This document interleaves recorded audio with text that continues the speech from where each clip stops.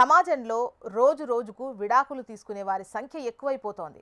సెలబ్రిటీలే కాదు, సామాన్యులు సైతం విడాకుల బాట పడుతున్నారు.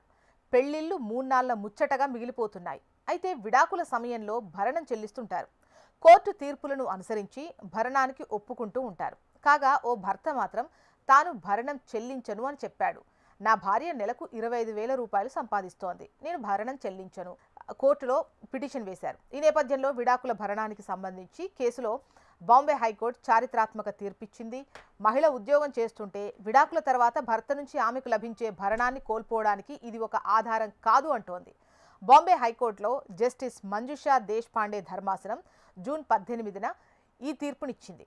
ఓ వ్యక్తి తన భార్యకు ప్రతి నెల 15,000 జీవనాధారం చెల్లించాలని ఆదేశించిన ఫ్యామిలీ కోర్టు ఆదేశాలను సవాల్ చేశాడు. ఓ వ్యక్తి తన భార్యకు విడాకులు ఇచ్చాడు. ఆ తర్వాత ఆమెకు 15,000 భరణం చెల్లించాలని ఫ్యామిలీ కోర్టు ఆదేశించింది. కానీ తన భార్య ఉద్యోగి అని, ఆమెకు నెలకు 25,000 వస్తున్నాయని బాంబే హైకోర్టులో వాదించాడు. అందువల్ల ఆమెకు భరణం చెల్లించను అంటున్నాడు. తన జీతం నెలకు ₹1,00,000 తన భార్యకు ప్రతి నెల 15,000 ఇవ్వడానికి సరిపోదని ఆ వ్యక్తి అన్నాడు. అనారోగ్యంతో ఉన్న తన తల్లిదండ్రుల బాధ్యత తనదే అని కూడా పిటిషనర్ వాదించాడు. కానీ హైకోర్టు అతని వాదనలను అంగీకరించలేదు. మహిళ సంపాదిస్తున్నప్పటికీ అది ఆమె జీవనోపాధికి సరిపోదని ధర్మాసనం చెప్పింది. ఆ మహిళ తన ఉద్యోగం కోసం ప్రతిరోజు చాలా దూరం ప్రయాణిస్తుంది. ఆమె తల్లిదండ్రులు, సోదరుడితో నివసిస్తుంది.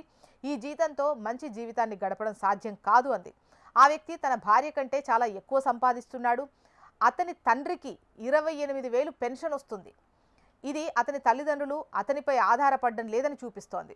దీని తర్వాత హైకోర్టు అతని పిటిషన్ను కొట్టేసింది.